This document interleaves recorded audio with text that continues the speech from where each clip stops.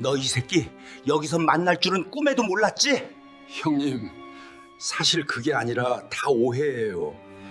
김태수는 요양병원 4인실 침대에 누워 천장을 바라보고 있었습니다. 2년 전 아내를 잃고 3개월 전 뇌졸중으로 쓰러진 뒤 이곳이 그의 마지막 거처가 될 것 같았습니다. 미국에 사는 딸은 1년에 한 번 오면 다행이었죠. 새 환자분 들어오십니다. 간호사의 밝은 목소리에 태수는 고개를 돌렸습니다. 휠체어에 앉은 노인이 병실로 들어왔습니다. 그 순간 태수의 심장이 멎는 듯 했습니다. 박진수, 50년 전 그 얼굴이었습니다. 주름이 깊게 패이고 머리는 새하얗게 샜지만 틀림없었습니다. 대학 동창, 그리고 자신이 평생 사랑했던 여자, 윤희의 남편, 박진수도 태수를 알아봤습니다. 두 사람의 시선이 공중에서 마주쳤습니다. 1972년 봄 캠퍼스 벚꽃 아래서 윤희를 사이에 두고 어색하게 서 있던 그날처럼 그때도 이렇게 말없이 서로를 바라봤었죠. 태수형, 박진수의 떨리는 목소리. 태수는 아무 말도 하지 못하고 고개를 돌려버렸습니다. 손이 떨렸습니다. 가슴속 깊이 묻어둔 이름이 떠올랐습니다. 윤희. 두 사람이 사랑했던, 하지만 박진수가 차지했던 그 여자. 50년 만의 재회. 하지만 이건 재회가 아니었습니다. 평생 피하고 싶었던 사람과 좁은 병실에 갇혀 매일 얼굴을 마주해야 하는 지옥이 시작된 것이었으니까요. 파란만장했던 그들의 젊었던 그 시절에 과연 무슨 일이 있었던 것일까요? 잠시 후 사연이 시작됩니다. 시청 전 구독과 좋아요 부탁드려요. 지금 이 사연을 어디에서 듣고 계신가요? 저는 강원도 횡성에서 사연을 만들고 있습니다. 어디에서 듣고 계신지 댓글로 알려주시면 저 또한 반갑게 인사드릴게요. 태수는 그날 밤 한숨도 자지 못했습니다. 커튼 너머로 들려오는 박진수의 숨소리가 마치 50년 전 그 시절로 자신을 끌고 가는 것 같았습니다. 1972년 봄, 서울의 한 대학 캠퍼스. 그곳에서 모든 것이 시작되었죠. 당시 태수는 국어 교육과 3학년이었습니다. 키도 작고 말수도 적어서 친구도 별로 없었습니다. 도서관에서 책만 읽는 조용한 학생. 그런 태수의 눈에 그녀가 들어온 건 3월 개강 첫날이었습니다. 국문과 2학년 이윤이 긴 생머리에 하얀 블라우스를 입고 캠퍼스를 걷는 그녀를 보는 순간 태수의 심장이 뛰기 시작했습니다. 그녀는 혼자 벤치에 앉아 시집을 읽고 있었습니다. 윤동주 시인의 하늘과 바람과 별과 시. 태수가 가장 좋아하는 시집이었습니다. 봄볕이 그녀의 머리카락을 비추고 있었고 바람에 책장이 넘어갈 때마다 그녀는 살짝 미소를 지었습니다. 태수는 그 미소에 넋을 잃었습니다. 세상에 저렇게 아름다운 사람이 있다니. 그것도 자신과 같은 시를 좋아하는 사람이라니. 말을 걸고 싶었습니다. 하지만 태수는 그저 멀리서 바라만 볼 뿐이었습니다. 수업이 끝나면 도서관으로 가서 윤희가 앉을 자리 근처에 앉았습니다. 그녀가 무슨 책을 읽는지 슬쩍 보고 그녀가 메모하는 내용을 궁금해했습니다. 어느 날은 용기를 내서 그녀 맞은편에 앉기도 했습니다. 심장이 터질 듯 뛰었습니다.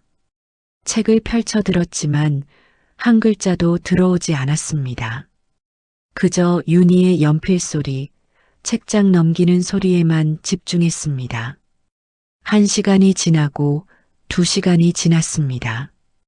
그렇게 가까이 있었지만 태수는 끝내 말 한마디 건네지 못했습니다. 일주일이 지나고 한 달이 지나도 태수는 용기를 내지 못했습니다. 그저 도서관에서 윤희가 앉는 자리를 외우고 그녀가 빌려가는 책 목록을 확인하는 것이 전부였습니다. 밤마다 혼자 연습했습니다. 안녕하세요. 저 국어교육과 김태수라고 합니다. 그 책 재미있나요?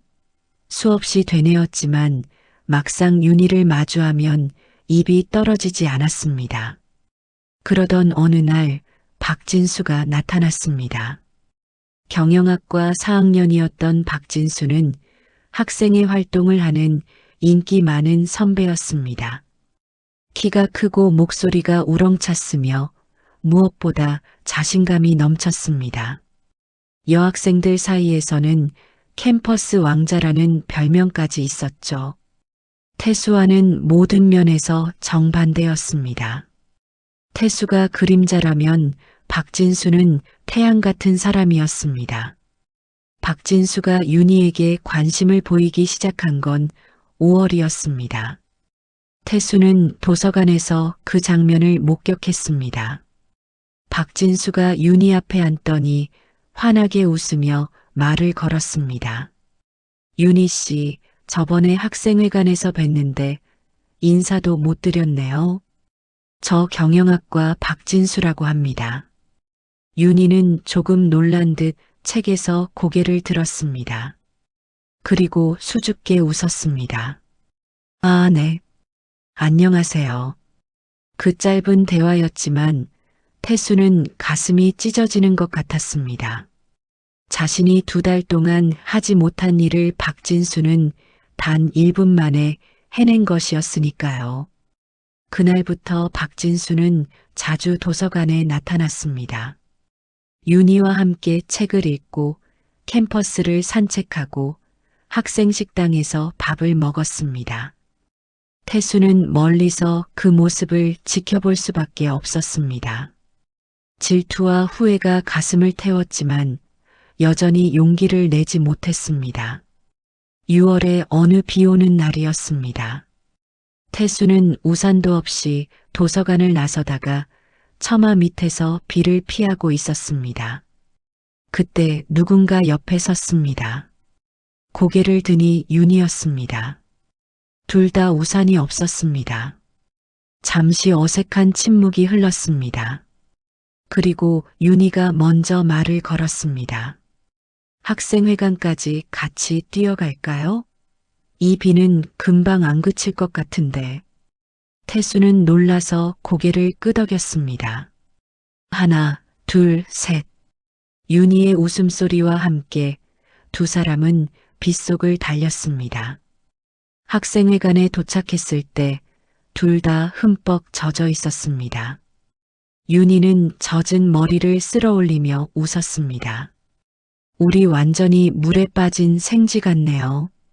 태수도 어색하게 웃었습니다. 그리고 용기를 내어 물었습니다.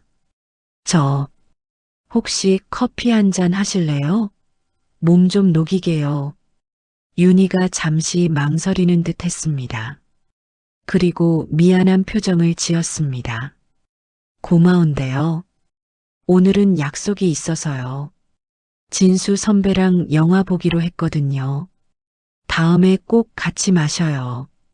그 순간 태수는 깨달았습니다. 이미 늦었다는 것을.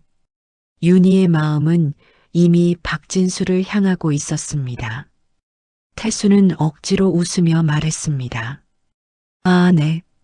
그럼 다음에요. 조심히 가세요. 윤희가 떠난 후 태수는 텅 빈 학생회관 의자에 주저앉았습니다. 젖은 옷에서 빗물이 뚝뚝 떨어졌지만 신경 쓰이지 않았습니다. 가슴이 너무 아팠습니다. 왜 진작 용기를 내지 못했을까? 왜 그냥 지켜만 보고 있었을까? 7월 기말고사가 끝나고 여름방학이 시작되었습니다.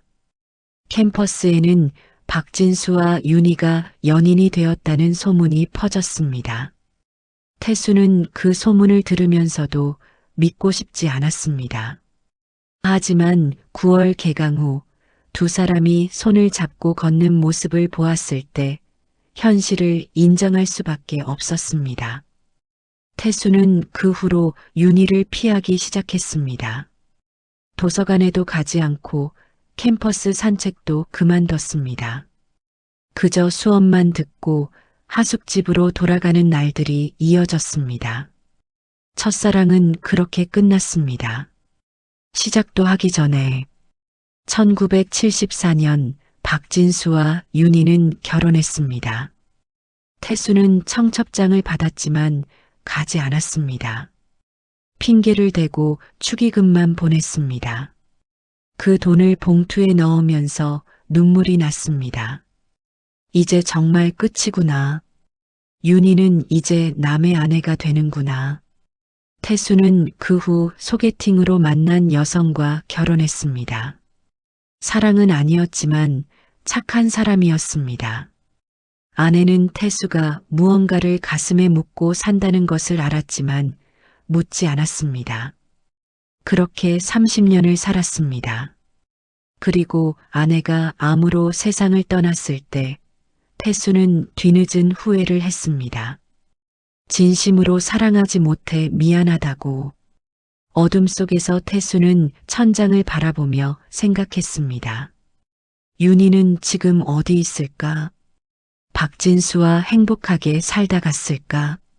아니면 자신처럼 무언가를 가슴에 묻고 살았을까? 커튼 너머로 박진수의 기침 소리가 들렸습니다. 태수는 눈을 감았습니다. 50년이 지났지만 그 시절은 여전히 생생했습니다. 벚꽃 아래 앉아 책을 읽던 윤희의 모습, 빗속을 함께 뛰던 그 짧은 순간, 영원히 하지 못한 고백. 다음 날 아침 간호사가 아침 식사를 가져왔습니다. 태수와 박진수는 서로 눈도 마주치지 않고 묵묵히 죽을 떠먹었습니다. 어색한 침묵. 하지만 그 침묵 속에는 50년 전 이야기가 가득 차 있었습니다. 일주일이 지났습니다. 태수와 박진수는 같은 병실에 있으면서도 서로에게 말을 걸지 않았습니다. 아침 인사도 눈맞춤도 없었습니다. 간호사들은 두 노인이 원래 아는 사이인지 모르는 사이인지 헷갈려 했습니다. 태수는 주로 창가 침대에 누워 책을 읽었습니다. 하지만 한 페이지를 넘기는데 1시간이 걸렸습니다. 글자가 눈에 들어오지 않았으니까요. 시선은 책에 있었지만 귀는 박진수의 움직임에 집중되어 있었습니다. 박진수는 태수보다 상태가 더 안 좋았습니다. 뇌졸중에 당뇨까지 있어서 하루에 3번 인슐린 주사를 맞아야 했습니다. 손도 많이 떨렸습니다. 식사할 때마다 숟가락을 떨어뜨렸고 그럴 때마다 작은 한숨을 내쉬었습니다. 어느 날 저녁 박진수가 화장실에 가려다 넘어질 뻔했습니다. 태수는 반사적으로 손을 뻗어 박진수의 팔을 잡았습니다. 두 사람의 눈이 마주쳤습니다. 50년 만에 처음으로 제대로 눈을 본 순간이었습니다. 고맙네. 박진수가 작게 말했습니다. 태수는 고개만 끄덕이고 손을 놓았습니다. 하지만 그 짧은 접촉 후 공기가 조금 달라졌습니다. 완전한 침묵은 아니게 되었죠. 이틀 후 박진수가 먼저 말을 걸었습니다. 자네, 아직도 책을 많이 읽는구먼. 태수는 책에서 눈을 들었습니다. 예, 별로 할 게 없어서요. 짧은 대화였지만 그것이 시작이었습니다. 그 다음 날 태수가 물었습니다. 자녀분들은 자주 오시나요? 박진수는 쓸쓸하게 웃었습니다. 아들 둘인데 바빠서 한 달에 한 번 오면 다행이네. 자네는? 딸 하나 있는데 미국에 살아서요. 1년에 한 번 봅니다. 두 노인은 서로의 외로움을 확인했습니다. 자식들이 있어도 혼자라는 것. 그 공통점이 조금씩 거리를 좁혔습니다. 보름이 지나자 두 사람은 자연스럽게 대화를 나누게 되었습니다. 날씨 이야기, 병원 음식 이야기, TV 프로그램 이야기. 50년 전 일은 절대 꺼내지 않았습니다. 마치 약속이나 한 듯이 어느 날 밤 태수가 악몽을 꾸고 깼습니다. 땀이 흥건했습니다. 윤희가 빗속에서 손을 내미는 꿈이었습니다. 하지만 태수는 그 손을 잡지 못했습니다. 박진수가 먼저 달려가 윤희의 손을 잡았고 태수는 그저 지켜만 봤습니다. 잠 못 이루나? 어둠 속에서 박진수의 목소리가 들렸습니다. 태수는 놀랐습니다. 박진수도 깨어 있었던 것입니다. 예, 꿈을 좀 꿨습니다. 나도 요즘 잠이 안 오네. 나이 들면 다 그런가 봐. 침묵이 흘렀습니다. 그리고 박진수가 조심스럽게 물었습니다. 자네, 결혼은 했었나? 예. 2년 전에 아내를 잃었습니다. 그랬구먼. 나도 윤희를 10년 전에 보냈네. 그 이름이 나오자 공기가 얼어붙었습니다. 태수는 아무 말도 하지 못했습니다. 박진수가 계속했습니다. 암이었어. 6개월을 투병했는데 마지막엔 너무 고생했지. 머리카락이 다 빠지고 몸무게가 30kg까지 빠졌어. 그래도 윤희는 아들들 앞에서 웃으려고 애썼지. 엄마는 괜찮다고, 곧 나을 거라고. 하지만 나는 알았어. 윤희가 얼마나 무서워하고 있는지. 태수의 가슴이 무너졌습니다. 윤희가 10년 전에 세상을 떠났다니. 그동안 어디선가 잘 살고 있을 거라 막연히 생각했는데 그것도 그렇게 고통스럽게 갔다니. 유족은 자네만? 아들 둘이 있네. 큰아들은 의사고 작은아들은 변호사야. 둘 다 잘 됐지. 윤희가 자랑스러워했어. 태수는 복잡한 감정에 휩싸였습니다. 윤희가 아들을 키우고 그들이 성공했다는 것. 그것은 박진수와의 삶이 행복했다는 뜻 아닌가요? 하지만 박진수의 다음 말이 태수를 놀라게 했습니다. 근데 말이야. 행복했는지는 모르겠네. 뭐라고요? 윤희가 평생 날 진심으로 사랑하지 않았던 것 같아. 태수는 숨이 멎는 것 같았습니다. 박진수는 어둠 속에서 천천히 말을 이어갔습니다. 결혼하고 얼마 안 있어서 느꼈지. 윤희의 눈빛이 항상 어딘가 먼 곳을 보고 있다는 걸. 나한테 친절했고 좋은 아내였어. 하지만 사랑은 아니었던 것 같아. 태수는 아무 말도 할 수 없었습니다. 박진수가 계속했습니다. 한 번은 윤희한테 물어봤어. 당신 마음속에 다른 사람이 있는 거 아니냐고. 윤희는 부인했지. 하지만 그 눈빛은 거짓말을 하고 있었어.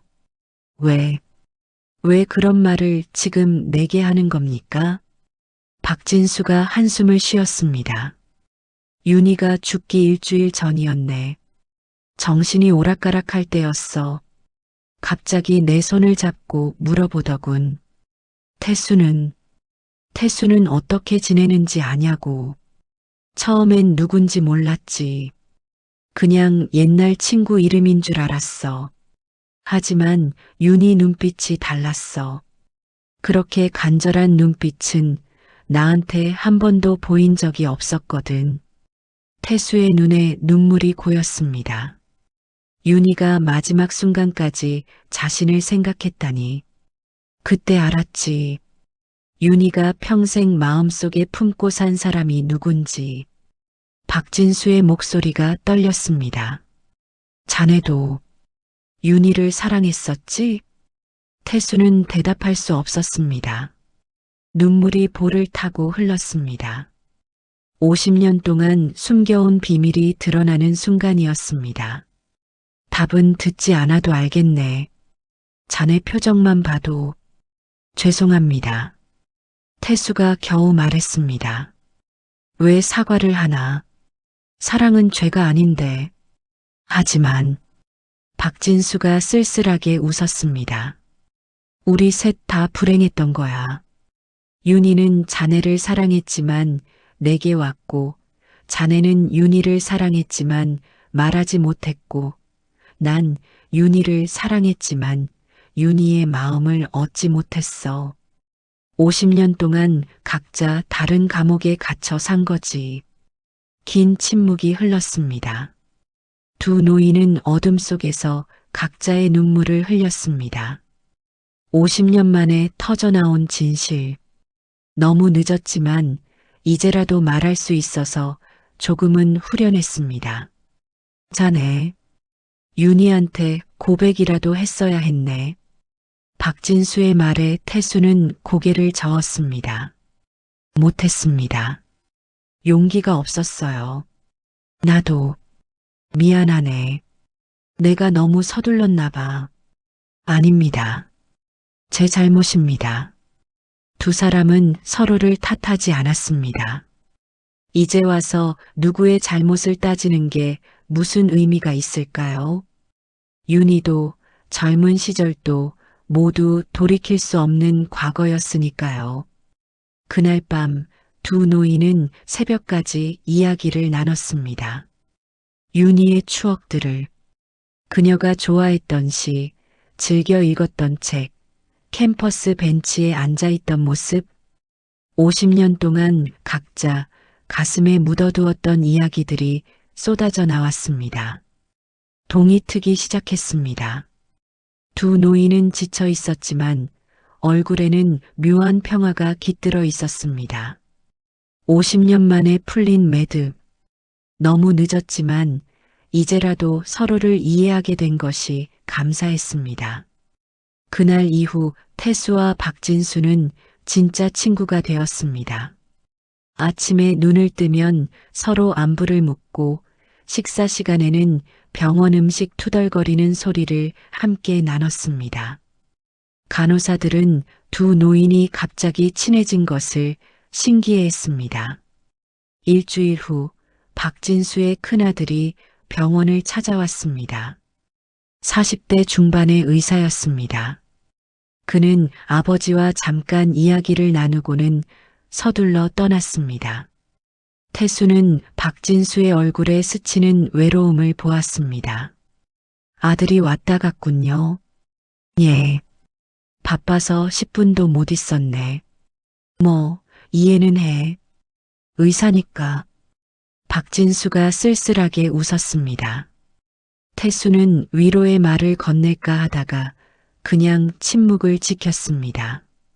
때로는 말보다 침묵이 더 큰 위로가 되니까요.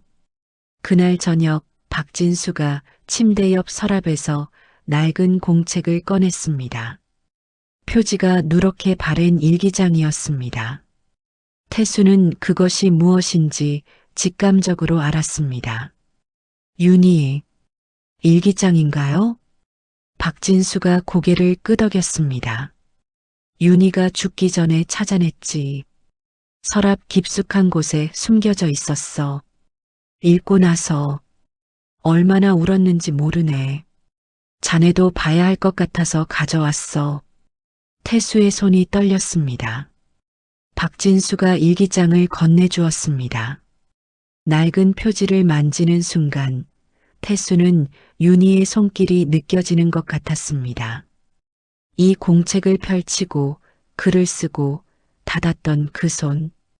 50년 전 빗속에서 함께 달렸던 그 손. 1972년 6월 15일 바로 그날, 빗속을 함께 달렸던 날의 기록이 있었습니다. 태수는 떨리는 손으로 페이지를 펼쳤습니다. 오늘 비가 왔다. 도서관에서 나오는데 우산이 없었다. 처마 밑에서 망설이고 있는데 옆에 김태수가 서 있었다. 그도 우산이 없었다. 우리는 함께 학생회관까지 뛰었다. 그의 얼굴에 빗물이 흘러내리는 걸 보면서 생각했다. 이 사람한테 고백해야 하나. 하지만 용기가 나지 않았다. 그가 커피를 같이 마시자고 했을 때 거절하면서 가슴이 찢어지는 것 같았다. 진수 선배랑 약속이 있다고 거짓말을 했다. 사실 약속 같은 거 없었다. 그냥 두려웠다. 태수에게 거절당할까봐.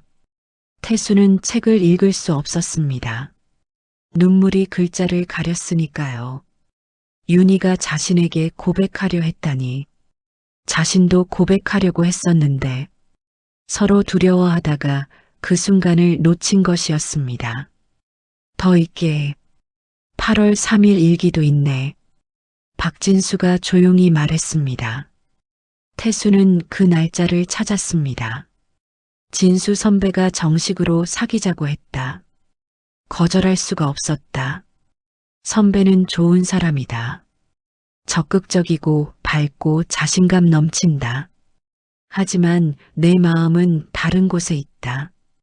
도서관 구석에서 조용히 책을 읽는 그 사람. 김태수?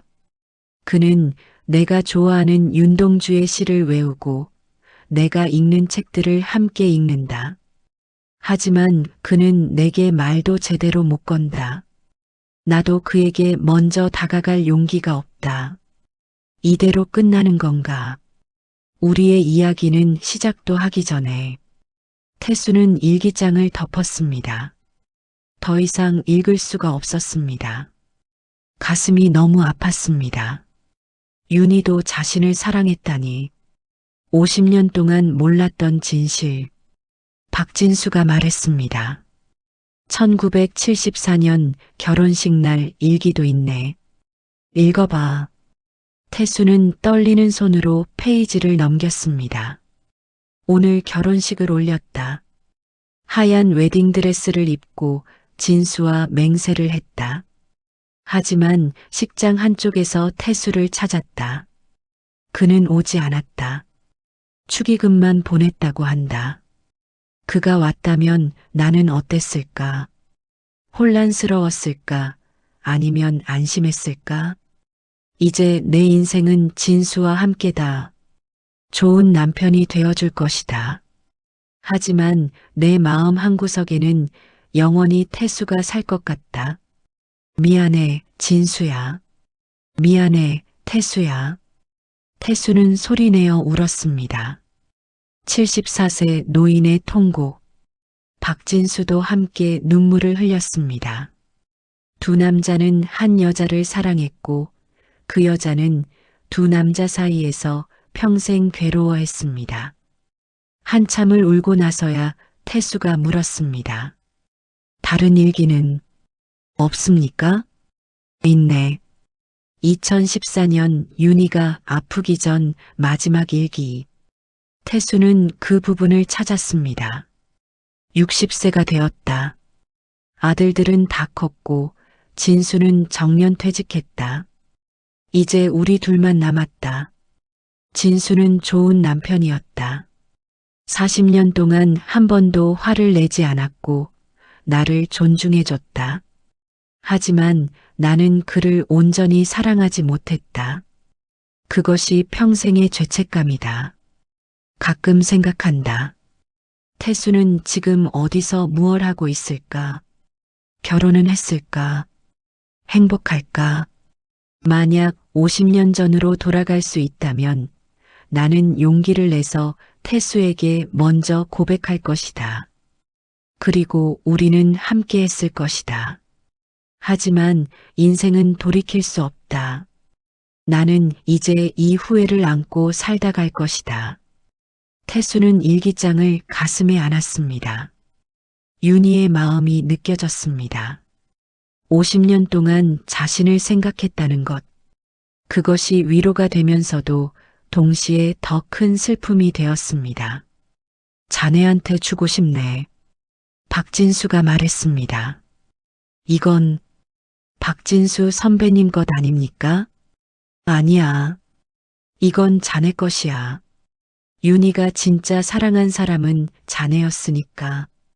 그런 말씀 마세요.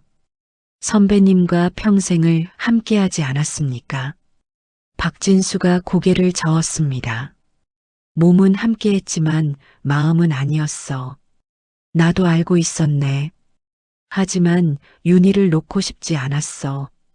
그게 내 욕심이었지. 두 노인은 한참을 말없이 앉아 있었습니다.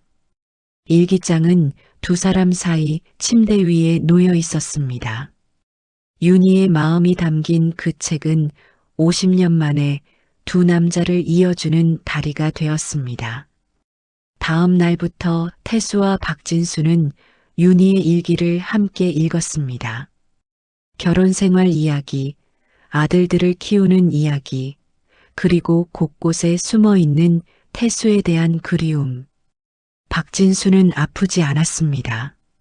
오히려 이제야 윤희를 이해할 수 있을 것 같았습니다. 어느 날 저녁 두 사람은 윤희가 좋아했던 윤동주의 시를 함께 읽었습니다. 태수가 낭독하고 박진수가 들었습니다. 별 해는 밤, 서시, 쉽게 씌어진 시, 윤희가 밑줄을 그었던 그 시들. 읽다가 태수가 멈췄습니다. 목이 메어서 더 이상 읽을 수 없었습니다. 박진수가 대신 이어받았습니다. 죽는 날까지 하늘을 우러러 한 점 부끄럼이 없기를. 두 노인의 목소리가 어둠 속에서 하나가 되었습니다. 그들은 윤희를 사랑했고 윤희는 그들을 사랑했습니다. 50년이 걸려서야 알게 된 진실.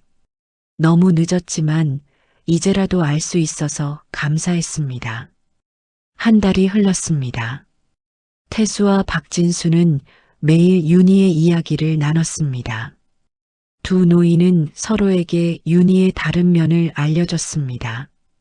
태수는 도서관에서 본 윤희의 미소를, 박진수는 집에서 요리하던 윤희의 모습을 이야기했습니다. 조각조각 흩어진 기억들이 모여 하나의 윤희를 만들어갔습니다. 어느 날 박진수의 상태가 갑자기 나빠졌습니다. 당뇨 수치가 급격히 올라가고 혈압도 불안정했습니다. 의사는 집중 관리가 필요하다고 했습니다. 태수는 걱정스러운 눈으로 박진수를 바라봤습니다. 괜찮네. 이 나이에 뭐 특별할 게 있나? 박진수는 태연한 척했지만 목소리에 힘이 없었습니다. 태수는 간호사에게 부탁해서 박진수가 좋아하는 음식을 사다 줬습니다. 하지만 박진수는 몇 숟가락 먹지 못했습니다. 미안하네. 입맛이 없어서. 괜찮습니다. 천천히 드세요. 태수는 박진수 곁을 지켰습니다. 밤에 박진수가 잠들면 그제야 자신도 눈을 붙였습니다. 깨어나면 박진수가 괜찮은지 먼저 확인했습니다.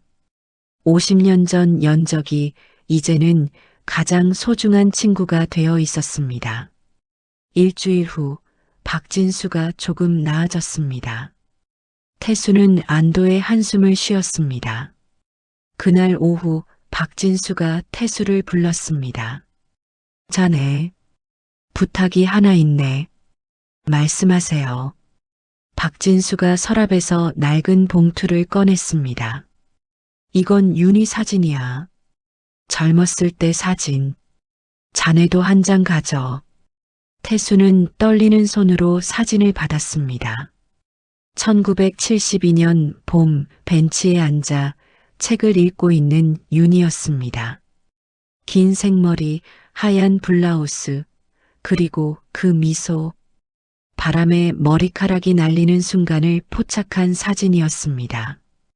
태수가 사랑했던 그대로의 모습이었습니다. 시간이 멈춘 듯한 그 순간이 사진 속에 영원히 남아 있었습니다. 이 사진, 어떻게? 결혼 전에 내가 찍은 거야. 윤희가 가장 아름다웠을 때, 자네가 좋아하던 그 모습 그대로지. 태수는 사진을 가슴에 품었습니다. 눈물이 났습니다. 박진수가 이 사진을 준다는 것, 그것은 윤희를 공유하겠다는, 아니 윤희에 대한 자신의 사랑을 인정하겠다는 의미였습니다. 감사합니다. 평생 간직하겠습니다. 사진 뒷면을 보게 태수는 사진을 뒤집었습니다. 희미한 글씨로 이렇게 쓰여 있었습니다. 태수에게. 박진수의 글씨가 아니었습니다. 윤희의 글씨였습니다. 이건 윤희가? 응. 일기장과 함께 있었어. 윤희가 자네한테 주고 싶어 했던 사진이야. 50년 동안 내가 가지고 있었지. 이제라도 전해주고 싶네. 태수는 더 이상 말을 할 수 없었습니다. 윤희가 자신을 위해 남긴 사진. 50년이 지나서야 받게 된 선물. 그것은 윤희의 마지막 고백이었습니다. 그날 밤 두 노인은 또 이야기를 나눴습니다. 이번에는 만약에 대한 이야기였습니다. 만약 태수가 용기를 냈다면, 만약 박진수가 조금 늦게 고백했다면, 만약 윤희가 솔직했다면, 수많은 만약들이 허공에 흩어졌습니다. 하지만 자네 후회만 하며 살 순 없네. 박진수가 말했습니다. 우리가 윤희를 사랑했다는 건 변하지 않아. 윤희도 우릴 사랑했고 그것만으로도 의미 있지 않나? 태수는 고개를 끄덕였습니다. 박진수의 말이 맞았습니다. 비록 함께하지는 못했지만 사랑했다는 사실 자체가 아름다운 것이었습니다. 며칠 후 박진수가 태수에게 또 다른 제안을 했습니다. 자네 윤희 묘지에 같이 가지 않을래? 태수는 놀랐습니다.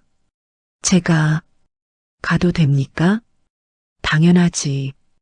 윤희도 기뻐할 거야. 일주일 후 두 노인은 병원 측의 허락을 받아 휠체어를 타고 묘지로 향했습니다. 서울 근교의 조용한 공원 묘지. 윤희는 그곳에 잠들어 있었습니다. 묘비 앞에 선 태수는 오랫동안 말을 잇지 못했습니다.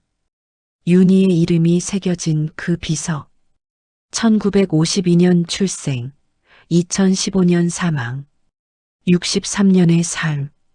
그 삶 속에 자신이 있었다는 것이 믿기지 않았습니다.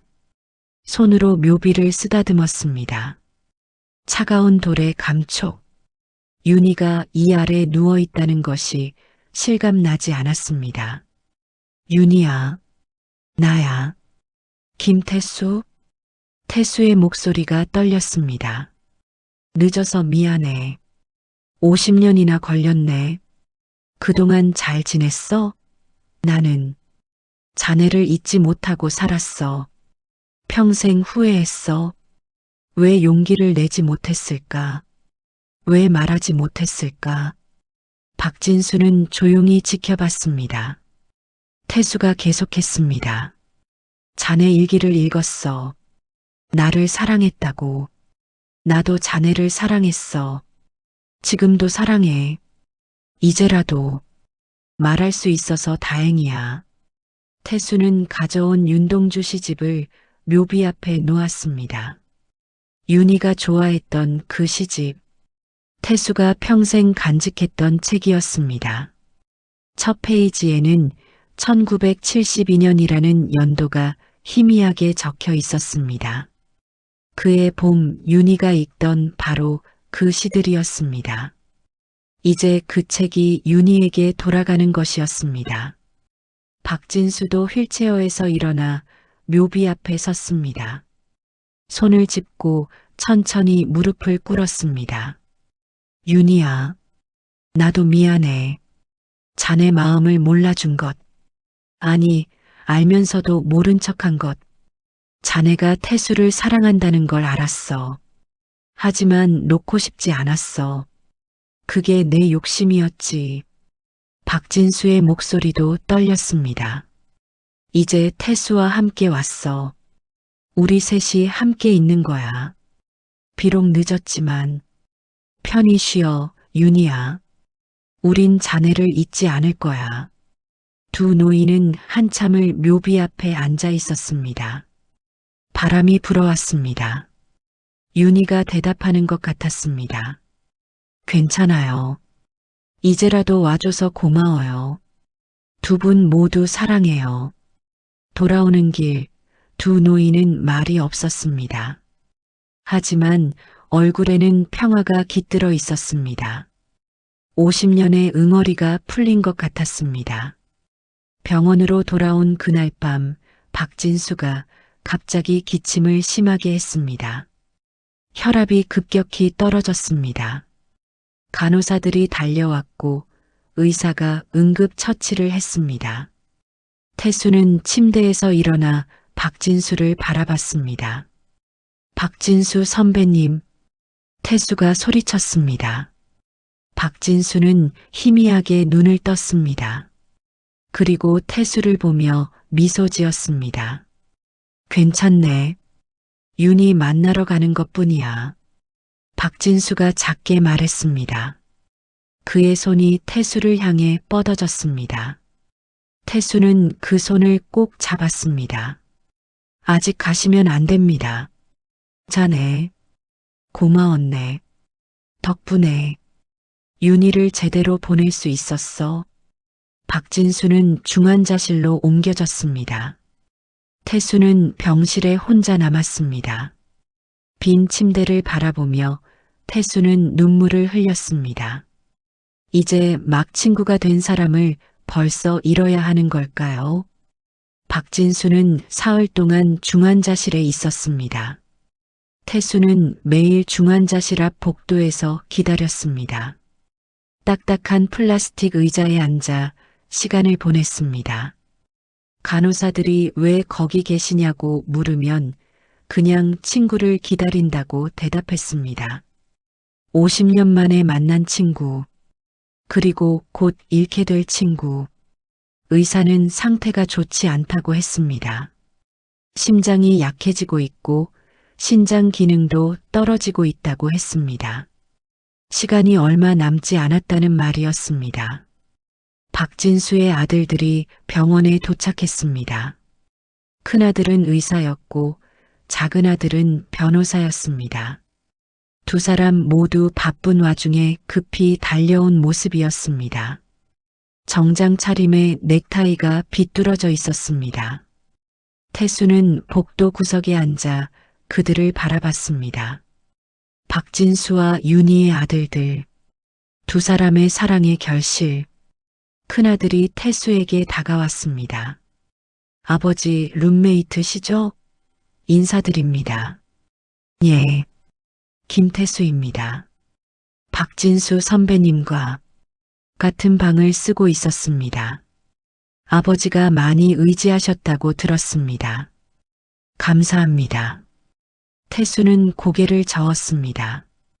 감사할 것은 자신이었습니다. 박진수 덕분에 윤희를 다시 만날 수 있었으니까요. 면회 시간이 되었습니다. 의사가 한 명씩만 들어갈 수 있다고 했습니다. 큰아들이 먼저 들어갔습니다. 10분 후 나왔을 때 그의 눈이 붉어져 있었습니다. 작은아들이 들어갔습니다. 그도 눈물을 흘리며 나왔습니다. 그리고 의외의 일이 일어났습니다. 큰아들이 태수에게 말했습니다. 아버지가 김태수 선생님을 찾으십니다. 들어가 보시겠습니까? 태수는 놀랐습니다. 자신 같은 사람이 마지막 순간에 들어가도 되는 걸까요? 하지만 거절할 수 없었습니다. 박진수가 부르고 있었습니다. 중환자실에 들어간 태수는 침대에 누운 박진수를 보았습니다. 산소 마스크를 쓰고 여러 줄이 몸에 연결되어 있었습니다. 하지만 박진수는 태수를 보자 미소를 지었습니다. 왔구먼. 자네. 박진수가 힘겹게 말했습니다. 태수는 침대 옆에 앉았습니다. 박진수 선배님, 괜찮으십니까?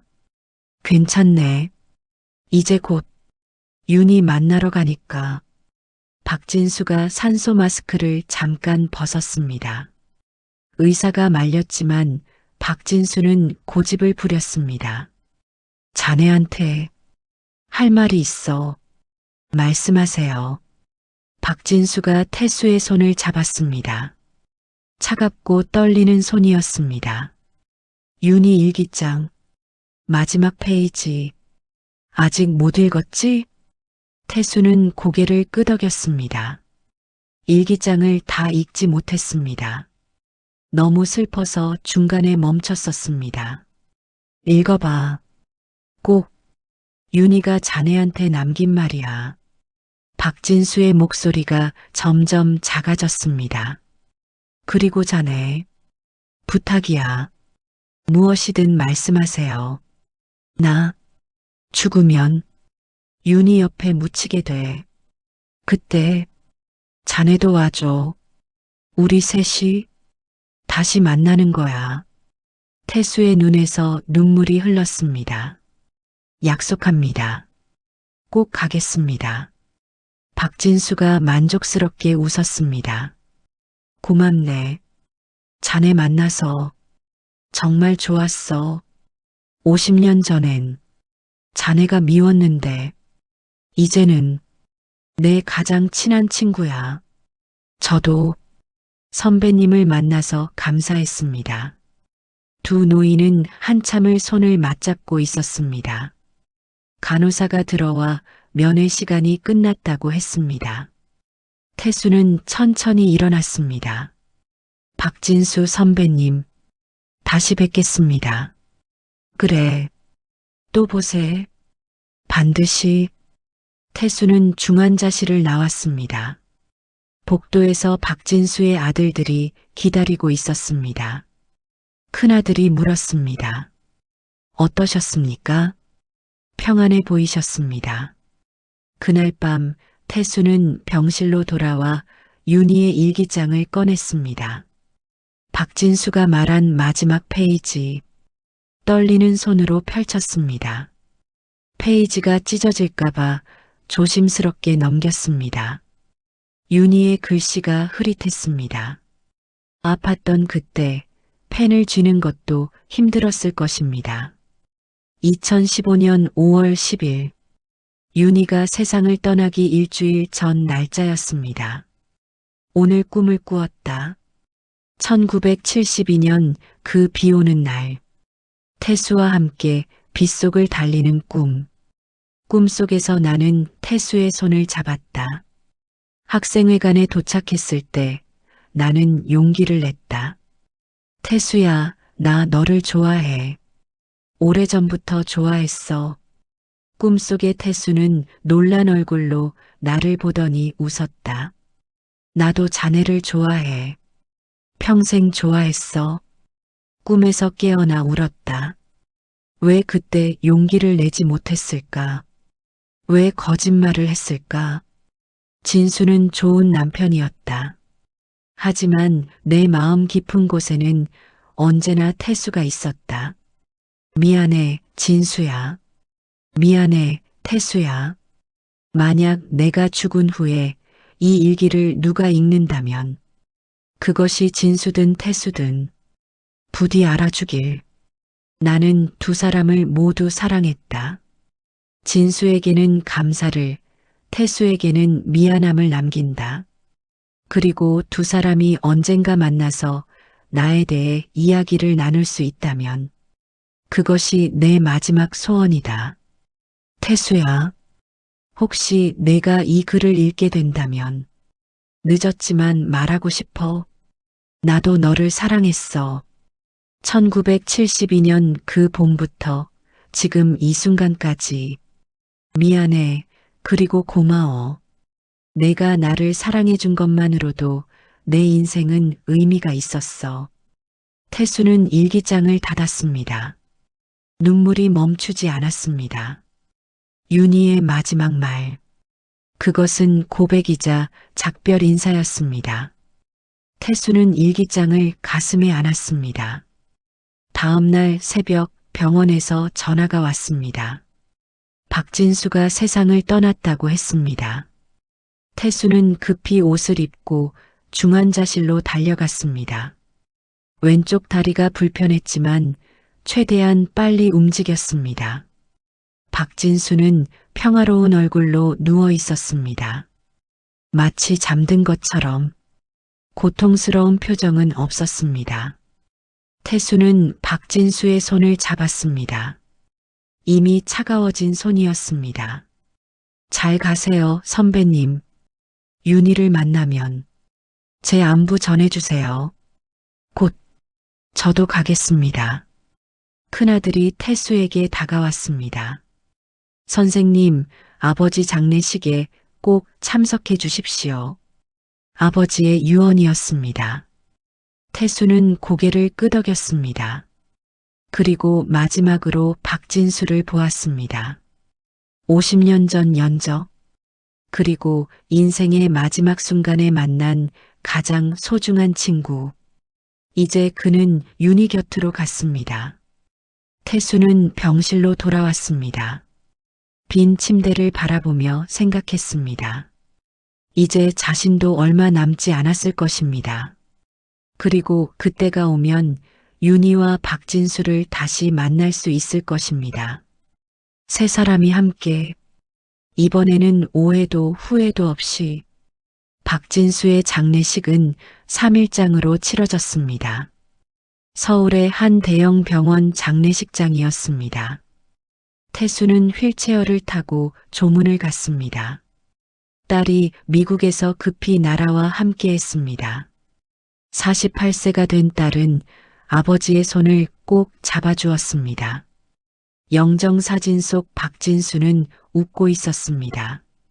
젊은 시절도 아니고 최근의 사진도 아니었습니다. 중년의 박진수, 아마도 50대 정도였을 것입니다. 자신감 넘치는 표정, 검은 양복을 입고 환하게 웃는 모습이었습니다. 태수는 그 사진을 오래 바라봤습니다. 그때도 태양 같은 사람이었구나. 조문객들이 많았습니다. 박진수가 경영학과 교수로 정년퇴직했다는 것을 그때 알았습니다. 제자들이 왔고, 동료 교수들이 왔고, 친척들이 왔습니다. 모두 박진수에 대해 좋은 말만 했습니다. 좋은 선생님이었다고, 따뜻한 사람이었다고. 태수는 조용히 앉아서 지켜봤습니다. 자신이 몰랐던 박진수의 삶. 50년 동안 각자의 길을 걸었던 시간들. 박진수는 많은 사람들에게 사랑받는 삶을 살았습니다. 큰아들이 태수를 찾아왔습니다. 김태수 선생님, 아버지께서 남기신 편지가 있습니다. 편지요? 예. 선생님께 드리라고 하셨습니다. 태수는 떨리는 손으로 봉투를 받았습니다. 박진수의 마지막 글씨였습니다. 봉투가 묵직하게 느껴졌습니다. 조문객들이 적은 틈을 타서 태수는 복도로 나가 편지를 펼쳤습니다. 태수에게, 이 편지를 읽을 때쯤이면 나는 이미 세상을 떠났을 것입니다. 자네와 보낸 마지막 2달.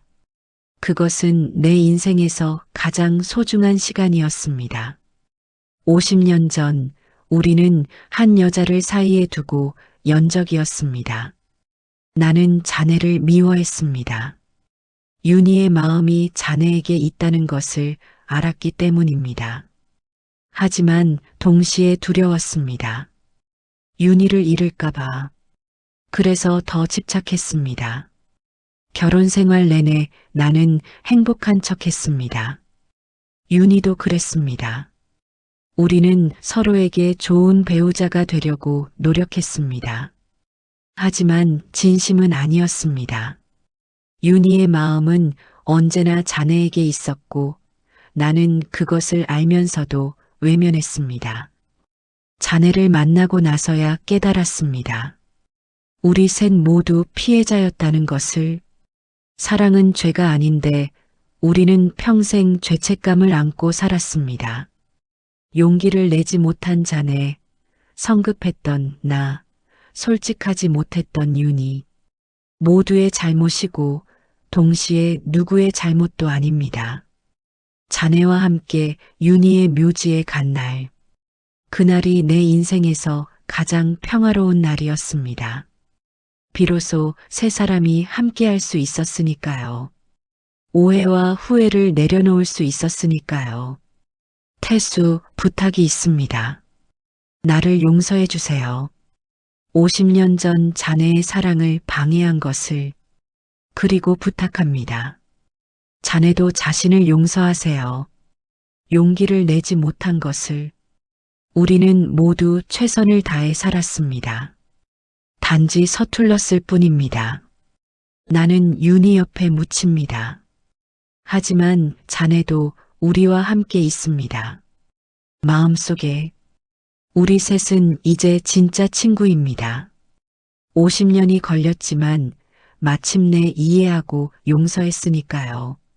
자네, 남은 시간을 평화롭게 보내세요. 후회하지 말고 윤희와 나를 기억해 주세요.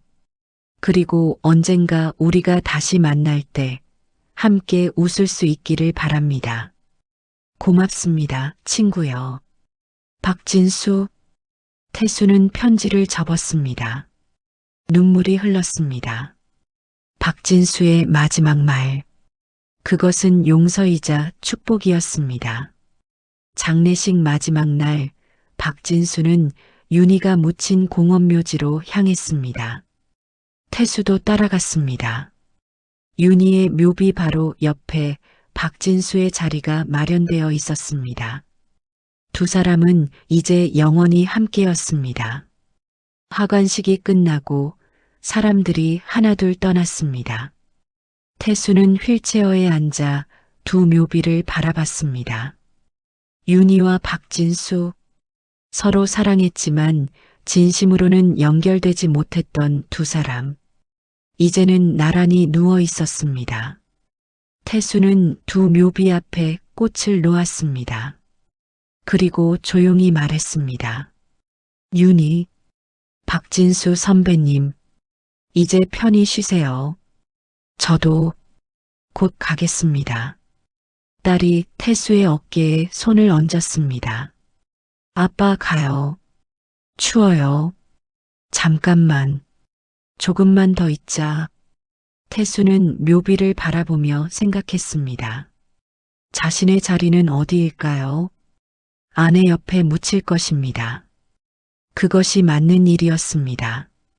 하지만 마음만은 여기 윤희와 박진수 곁에 있고 싶었습니다. 바람이 불어왔습니다. 나뭇잎이 흔들렸습니다. 가을 햇살이 두 묘비를 비추고 있었습니다. 태수는 윤희와 박진수가 자신에게 말하는 것 같았습니다. 괜찮아요, 태수야. 우리는 당신을 이해해요. 당신도 행복하세요. 이제 후회하지 마세요. 태수는 휠체어를 돌렸습니다. 딸이 뒤에서 밀어주었습니다. 묘지를 나오면서 태수는 뒤를 돌아봤습니다. 두 묘비가 나란히 서 있었습니다. 그 모습이 평화로워 보였습니다. 병원으로 돌아온 태수는 빈 병실에 혼자 남았습니다. 박진수의 침대는 비어 있었습니다. 새 환자가 올 때까지는 계속 비어 있을 것입니다. 태수는 그 빈 침대를 바라보며 외로움을 느꼈습니다. 밤이 되었습니다. 태수는 윤희의 사진을 꺼냈습니다. 박진수가 준 그 사진. 벤치에 앉아 책을 읽는 윤희. 바람에 머리카락이 날리는 순간 태수는 사진을 가슴에 안았습니다. 그리고 박진수의 편지를 다시 읽었습니다. 자네도 자신을 용서하세요. 태수는 눈을 감았습니다. 용서, 그것이 필요했습니다. 50년 동안 자신을 탓하며 살았습니다. 이제는 놓아줄 때였습니다. 다음 날 아침 간호사가 병실을 찾아왔습니다. 김태수 선생님, 새 룸메이트가 오십니다. 태수는 고개를 끄덕였습니다. 인생은 계속됩니다. 박진수가 떠났지만 다른 누군가가 올 것입니다. 그렇게 시간은 흘러갑니다. 하지만 태수는 알고 있었습니다. 자신의 시간도 얼마 남지 않았다는 것을. 몸이 점점 약해지고 있었습니다. 의사도 조심스럽게 말했습니다. 상태가 좋지 않다고. 태수는 창밖을 바라봤습니다. 가을이 깊어가고 있었습니다. 나뭇잎이 떨어지고 하늘이 높아졌습니다. 계절은 돌고 인생도 돌아갑니다. 시작이 있으면 끝이 있습니다. 태수는 윤희의 사진을 다시 한번 바라봤습니다. 그리고 미소 지었습니다. 평화로운 미소였습니다. 곧 만날 수 있을 것입니다. 윤희와 박진수와 함께. 그때는 아무 후회 없이 세 사람이 진심으로 웃을 수 있을 것입니다. 한 달이 지났습니다. 태수의 몸은 점점 약해졌습니다. 식사량이 줄어들고 잠자는 시간이 늘어났습니다. 의사는 더 이상 할 수 있는 게 없다고 말했습니다. 이제는 편안하게 보내는 것만이 중요하다고 했습니다. 딸이 병실에 머물렀습니다. 미국에서의 일을 정리하고 한국에 돌아온 것입니다. 48세 딸은 아버지의 손을 잡고 밤을 지새웠습니다. 아빠, 괜찮으세요? 괜찮단다. 피곤하지만 편안해. 태수는 딸을 바라봤습니다. 아내를 닮은 얼굴, 자신이 제대로 사랑하지 못했던 아내. 하지만 좋은 엄마였고 좋은 아내였습니다. 미안하구나. 아빠가 엄마를 진심으로 사랑하지 못해서. 딸이 고개를 저었습니다. 아빠, 엄마는 행복하셨어요. 아빠가 착한 사람이라는 걸 알았어요. 태수는 눈물을 흘렸습니다. 용서받은 것 같았습니다. 어느 날 밤 태수는 꿈을 꾸었습니다. 1972년 봄, 캠퍼스 벤치에 앉아있는 윤희가 보였습니다. 그녀는 책을 읽고 있었습니다. 태수가 다가가자 윤희가 고개를 들었습니다. 그리고 미소 지었습니다. 태수야, 이리 와. 꿈속에서 태수는 젊었습니다. 22세의 청년이었습니다. 윤희 옆에 앉았습니다. 윤희가 손을 내밀었습니다. 태수는 그 손을 잡았습니다. 따뜻했습니다. 늦어서 미안해. 태수가 말했습니다. 괜찮아. 이제 왔잖아. 윤희가 웃었습니다. 그때 누군가 다가왔습니다. 박진수였습니다. 그도 젊었습니다. 25세의 청년. 박진수가 두 사람을 보며 웃었습니다. 자네들 나도 끼워줘. 박진수가 벤치에 앉았습니다. 세 사람이 나란히 앉았습니다. 윤희가 가운데, 태수가 왼쪽, 박진수가 오른쪽. 봄바람이 불어왔습니다. 벚꽃이 흩날렸습니다. 우리 이제 친구지? 윤희가 물었습니다. 그럼 친구야. 태수와 박진수가 동시에 대답했습니다. 세 사람이 웃었습니다. 과거의 상처는 없었습니다. 후회도 없었습니다. 단지 아름다운 봄날, 세 명의 친구가 함께 있을 뿐이었습니다. 태수는 꿈에서 깼습니다. 딸이 옆에서 졸고 있었습니다. 새벽이었습니다. 병실은 조용했습니다. 태수는 창밖을 바라봤습니다. 하늘이 밝아오고 있었습니다. 서랍에서 윤희의 사진을 꺼냈습니다. 그리고 박진수의 편지도 2가지를 가슴에 안았습니다. 이제 곧 만날 수 있을 것입니다. 다음 날 태수는 딸에게 부탁했습니다. 나 죽으면 엄마 옆에 묻어줘. 그게 맞는 일이야. 딸이 울먹였습니다. 아빠, 그런 말 하지 마세요. 들어줘. 그리고 이 사진이랑 편지는 관에 같이 넣어줘. 태수는 윤희의 사진과 박진수의 편지를 딸에게 보여줬습니다. 이게 뭐예요? 아빠의 오래된 친구들이야. 50년 만에 다시 만난 친구들. 딸은 사진을 보았습니다. 아름다운 여성이 책을 읽고 있었습니다. 이분은 누구세요? 옛날 아빠가 사랑했던 사람이야. 하지만 이루지 못한 사랑이었지. 딸이 놀란 표정을 지었습니다. 태수는 조용히 말을 이었습니다. 아빠는 평생 후회하며 살았어. 하지만 마지막에 그분의 남편을 만났어. 우리는 적이었지만 친구가 됐지. 그리고 용서했어. 서로를. 딸이 아버지의 손을 꼭 잡았습니다. 넣어드릴게요. 꼭. 고맙다. 사흘 후 태수의 상태가 급격히 나빠졌습니다. 의식이 흐려졌습니다. 딸이 손을 잡고 있었습니다. 의사와 간호사들이 지켜보고 있었습니다. 태수는 희미한 의식 속에서 무언가를 보았습니다. 캠퍼스였습니다. 벚꽃이 만개한 봄날, 벤치에 윤희가 앉아 있었습니다. 그리고 박진수도 있었습니다. 2사람이 손을 흔들고 있었습니다. 태수야, 이리 와. 윤희의 목소리가 들렸습니다. 서두르게 자네. 기다렸어. 박진수의 목소리도 들렸습니다. 태수는 그들을 향해 걸어갔습니다. 다리가 아프지 않았습니다. 몸이 가볍습니다. 젊어진 것 같았습니다. 벤치에 도착했습니다.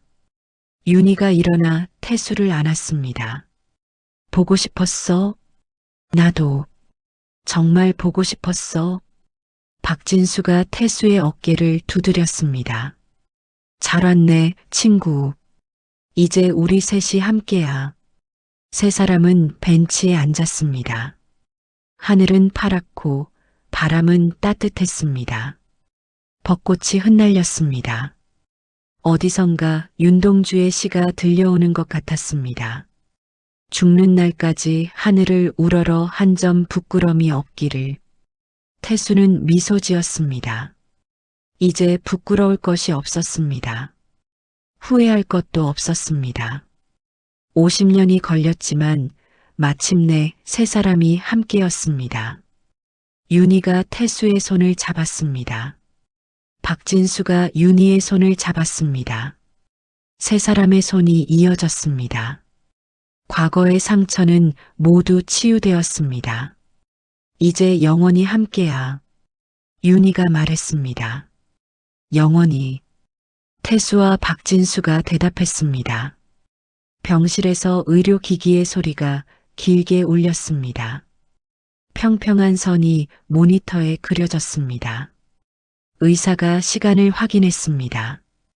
2024년 11월 15일 오전 7시 23분. 딸이 아버지의 손을 놓지 않았습니다. 눈물이 흘렀습니다. 하지만 아버지의 얼굴은 평화로웠습니다. 고통스러운 표정이 아니었습니다. 오히려 미소 짓는 것처럼 보였습니다. 장례식은 조용히 치러졌습니다. 태수는 약속대로 아내 곁에 묻혔습니다. 하지만 관 속에는 윤희의 사진과 박진수의 편지가 함께 있었습니다. 딸은 아버지의 묘지를 참배한 후 차를 타고 다른 묘지로 향했습니다. 아버지가 자주 찾았다던 그곳, 서울 근교의 공원묘지, 2개의 묘비가 나란히 서 있었습니다. 이윤희, 박진수, 딸은 2 묘비 앞에 꽃을 놓았습니다. 아버지가 2 분을 많이 사랑하셨대요.